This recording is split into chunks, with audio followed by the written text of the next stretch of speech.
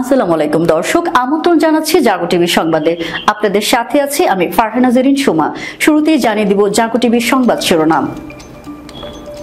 জড়িত থাকতে পারে আর্মেনীয় গেরিলারা, রাইসির মৃত্যুতে বিপদের আশঙ্কা দেখছে আর্মেনিয়া। ইরানের ডেপুটি প্রেসিডেন্টের মন্তব্যে জন্ম নিচ্ছে জল্পনা। রাইসির মৃত্যুতে পশ্চিমা শয়তানদের রহস্যজনক নীরবতা কেন? তুর্কি ড্রোন যেভাবে বিধ্বস্ত ইরানি হেলিকপ্টারটি খুঁজে পেল। ইরানের অন্তর্বর্তী প্রেসিডেন্টকে পুতিনের ফোন। গ্রেফতারি পরোয়ানা, নেতানিয়াহুর পক্ষ নিলেন বুড়ো বাইডেন। বাংলাদেশের সাবেক সেনা প্রধান জেনারেল আজিজের উপর যুক্তরাষ্ট্রের নিষেধাজ্ঞা। দর্শক, সংবাদ শিরোনামগুলো জানাচ্ছিলাম, চলে যাচ্ছে বিস্তারিত সংবাদে। রাইসির মৃত্যুতে বিপদের আশঙ্কা দেখছে আর্মেনিয়া। জড়িত থাকতে পারে আর্মেনীয় গেরিলারা। ইরানের ডেপুটি প্রেসিডেন্টের মন্তব্যে জন্ম নিচ্ছে জল্পনা। মাত্র 63 বছর বয়সে চপার দুর্ঘটনায় প্রাণ হারিয়েছেন ইরানের প্রেসিডেন্ট ইব্রাহিম রাইসি। কিন্তু প্রশ্ন উঠতে শুরু করেছে, আদৌ কি এটা দুর্ঘটনা নাকি এর পেছনে রয়েছে কোনো ষড়যন্ত্র? বিশেষ করে ইরানের deputy president for executive affairs Mohsen মনসুরের এক মন্তব্যে জল্পনা ঘনিয়েছে। তিনি বলেছেন, উদ্ধারকারী দলের সঙ্গে তাদের 2 সরকারি আধিকারের যোগাযোগ হয়েছে। যা জানা গিয়েছে তা থেকে মনে হচ্ছে এই মৃত্যুর পেছনে অন্তর্ঘাতের মতো কারণও থাকতে পারে। আর এরপর থেকে প্রশ্ন উঠেছে, যদি সত্যি তেমন কিছু হয়ে থাকে তাহলে কি আর্মেনিয়ার জন্য তা বিপদের কারণ হতে পারে? আসলে আজারবাইজান ও আর্মেনিয়া চিরশত্রু থেকেই সংঘর্ষে জড়ায় তারা। 2 দেশই একসময় সোভিয়েত ইউনিয়নের সদস্য ছিল। 9 দশকে সোভিয়েতের পতনের পরে সীমান্ত সংঘাত শুরু হয় তাদের মধ্যে। এদিকে আজারবাইজানের সঙ্গে সখ্য রয়েছে ইরানের। রবিবার আজারবাইজানের প্রেসিডেন্টের সঙ্গে আরশ নদীর উপরে একটি বাঁধ উদ্বোধন করার উদ্দেশ্যেই সেদিকে গিয়েছিলেন রাইসি। পূর্ব আজারবাইজানের পাহাড়ি এলাকায় ধাক্কা খায় তার চপার। আর এখানে যেহেতু ষড়যন্ত্রের কথা উঠছে, তাই জল্পনায় উঠে আসছে আর্মেনিয়ার নামও। কেননা আর্মেনিয়ার গেরিলা বাহিনী যেহেতু খুব দূরে নেই, তাই তাদের ছোড়া ক্ষেপণাস্ত্র কিংবা অন্য কোনো চক্রান্তে রাইসি প্রাণ হারিয়েছেন কিনা এই প্রশ্নও তুলেছেন বিশেষজ্ঞরা।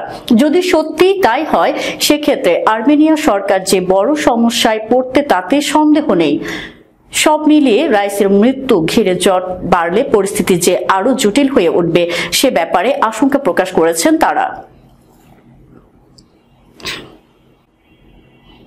রাইসির মৃত্যুতে পশ্চিমা শয়তানদের রহস্যজনক নীরবতা কেন? এ নিয়ে উঠেছে নানা প্রশ্ন। বিশ্বের কোনো প্রান্তে কিছু ঘটলেই অতি উৎসাহ নিয়ে এগিয়ে আসে পশ্চিমা বিশ্ব। দেশে দেশে তাদের অযাচিত হস্তক্ষেপ অজানা নয়। কিন্তু হেলিকপ্টার দুর্ঘটনায় ইরানের প্রেসিডেন্ট ইব্রাহিম রাইসির মৃত্যুতে যেন রহস্যজনক নীরবতা পালন করেছেন পশ্চিমা নেতারা। এত বড় ঘটনায় তাদের এমন নীরবতা কেন তা নিয়ে উঠেছে প্রশ্ন। সংবাদ মাধ্যম আল জাজিরা বলছে, বেলজিয়ামে সোমবার জাতীয় ছুটির দিন।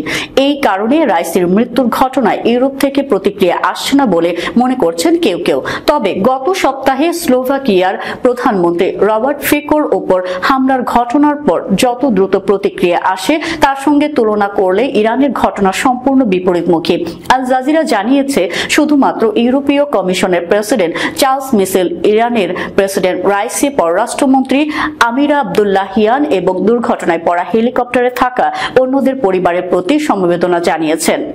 আল জাজিরা জানিয়েছে, শুধুমাত্র ইউরোপীয় কমিশনের প্রেসিডেন্ট চার্লস মিশেল, ইরানের প্রেসিডেন্ট রাইসি, পররাষ্ট্রমন্ত্রী আমিরা আব্দুল্লাহিয়ান এবং দুর্ঘটনায় পড়া হেলিকপ্টারে থাকা অন্যদের পরিবারের প্রতি সমবেদনা জানিয়েছেন।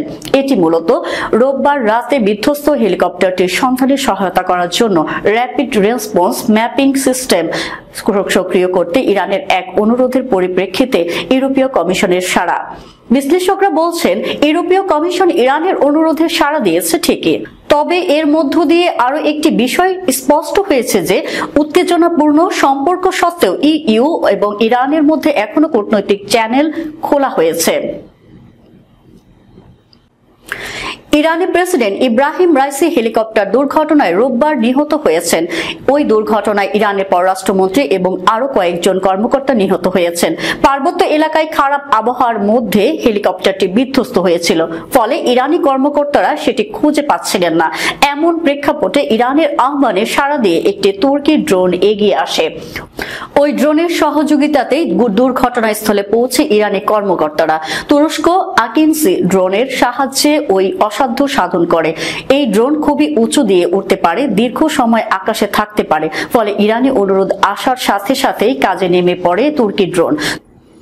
তুরস্কের পরিবহন মন্ত্রী আব্দুল কাদির উরালুগলো দুর্ঘটনার খবর পেয়ে ধারণা করেছিলেন যে ইরানি প্রেসিডেন্টকে বহনকারী হেলিকপ্টারটিতে খুব সম্ভবত ট্রান্সপন্ডার ছিল না, ফলে হেলিকপ্টারটি থেকে কোনো সিগন্যাল আসছিল না।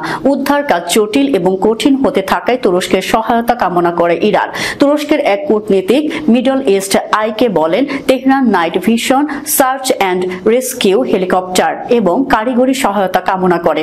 সাথে সাথে তুর্কি প্রতিরক্ষা মন্ত্রণালয় ঘোষণা করে যে তারা এই কাজের জন্য আকিনসি ড্রোন বরাদ্দ করেছেন।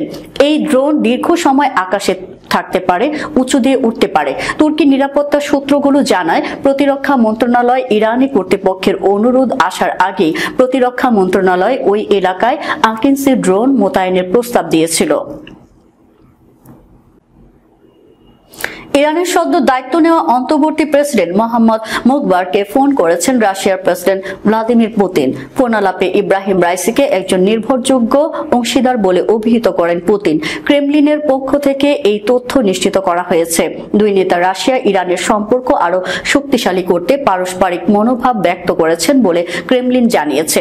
2022 সালে ইউক্রেনে রাশিয়ার পূর্ণ মাত্রার হামলার সময় থেকেই মস্কোর গুরুত্বপূর্ণ সামরিক সহযোগী হয়ে উঠেছে ইরান। এর আগে ইব্রাহিম রাইসির মৃত্যুতে শোক জানান রাশিয়ার প্রেসিডেন্ট ভ্লাদিমির পুতিন। রাইসিকে একজন অসাধারণ রাজনীতিবিদ এবং রাশিয়ার সত্যিকারের বন্ধু হিসেবে আখ্যা দিয়েছেন তিনি। ইন্টারন্যাশনাল ক্রিমিনাল কোর্টের প্রধান প্রসিকিউটর সোমবার বলেছেন, তিনি ইসরায়েলের প্রধানমন্ত্রী বেনিয়ামিন নেতানিয়াহু এবং ওই দেশের প্রতিরক্ষা মন্ত্রী ইয়োভ গ্যালান্ট এবং গাজায় হামাস নেতা ইয়াহিয়া সিনওয়ার সহ 3 হামাস কর্মকর্তার বিরুদ্ধে গ্রেপ্তারি পরোয়ানা চান। নেতানিয়াহু এবং অন্য ইসরায়েলি নেতারা ঘোষণাকে লজ্জাকর এবং ইহুদি বিদ্বেষী বলে বর্ণনা করেছেন। প্রেসিডেন্ট জো বাইডেনও প্রসিকিউটরের নিন্দা করেন এবং ইসরায়েলের আত্মরক্ষার অধিকার সমর্থন করেন।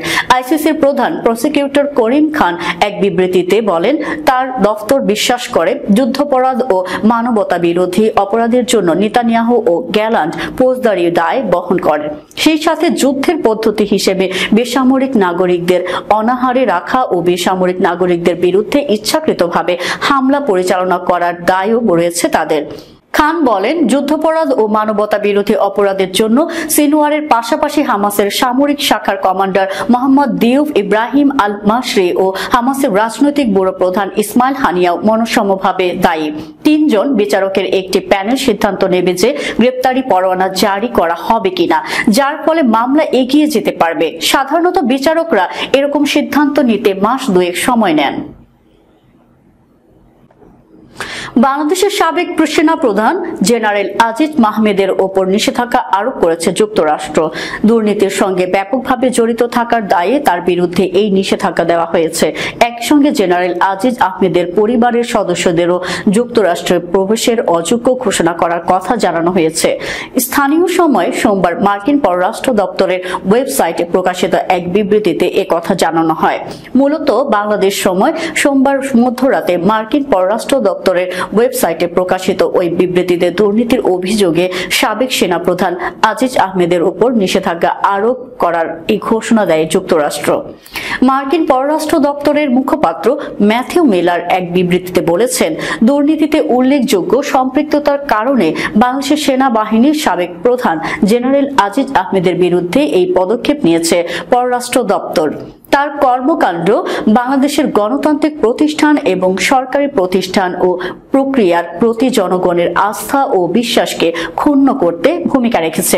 বিবৃতিতে বলা হয়েছে, আজিজ আহমেদ তার ভাইকে বাংলাদেশের অপরাধমূলক কার্যকলাপের জন্য জবাবদিহিতা এড়াতে সাহায্য করেছেন, আর এটা করতে গিয়ে তিনি সরকারি প্রক্রিয়ায় হস্তক্ষেপ করে উল্লেখযোগ্য দুর্নীতিতে জড়িত হয়েছেন। এছাড়া অন্যায়ভাবে সামরিক খাতে কন্ট্রাক্ট পাওয়া নিশ্চিত করার জন্য তিনি তার ভাইয়ের সঙ্গে ঘনিষ্ঠভাবে কাজ করেছেন। একই সঙ্গে নিজের ব্যক্তিগত সুবিধার জন্য সরকারি নিয়োগের বিনিময়ে ঘুষ গ্রহণ করেছিলেন। মুখপাত্র ম্যাথিউ মিলার বিবৃতিতে আরো বলেছেন, এই পদক্ষেপের মাধ্যমে বাংলাদেশ গণতান্ত্রিক প্রতিষ্ঠান এবং আইনের শাসনকে শক্তিশালী করার জন্য যুক্তরাষ্ট্রের যে প্রতিশ্রুতি রয়েছে তা আবারও নিশ্চিত করা হলো। সরকারি সেবা আরো স্বচ্ছ ও নাগরিকদের সেবা লাভের সুযোগ তৈরি করার পাশাপাশি ব্যবসা ও নিয়ন্ত্রণ ব্যবস্থার উন্নয়ন এবং অর্থ পাচার ও অন্যান্য অর্থনৈতিক অপরাধের অনুসন্ধান ও বিচার নিশ্চিতে সক্ষমতা তৈরিতে সহায়তার মাধ্যমে বাংলাদেশের দুর্নীতি বিরোধী প্রচেষ্টায় সহায়তা করে থাকে যুক্তরাষ্ট্র। দর্শক, যাবার আগে জানিয়ে দিব শিরোনামগুলো আরো একবার। জড়িত থাকতে পারে আর্মেনীয় গেরিলারা, রাইসির মৃত্যুতে বিপদের আশঙ্কা দেখছে আর্মেনিয়া। ইরানের ডেপুটি প্রেসিডেন্টের মন্তব্যে জন্ম নিচ্ছে জল্পনা। রাইসির মৃত্যুতে পশ্চিমা শয়তানদের রহস্যজনক নীরবতা কেন? তুর্কি ড্রোন যেভাবে বিধ্বস্ত ইরানি হেলিকপ্টারটি খুঁজে পেল। ইরানের অন্তর্বর্তী প্রেসিডেন্টকে পুতিনের ফোন। গ্রেফতারি পরোয়ানা, নেতানিয়াহুর পক্ষ নিলেন বুড়ো বাইডেন। বাংলাদেশের সাবেক সেনা প্রধান জেনারেল আজিজের উপর যুক্তরাষ্ট্রের নিষেধাজ্ঞা। এই ছিল এখনকার মতো। আমাদের পরবর্তী সংবাদ দেখার আমন্ত্রণ জানিয়ে শেষ করছি। ধন্যবাদ সবাইকে। আল্লাহ হাফেজ।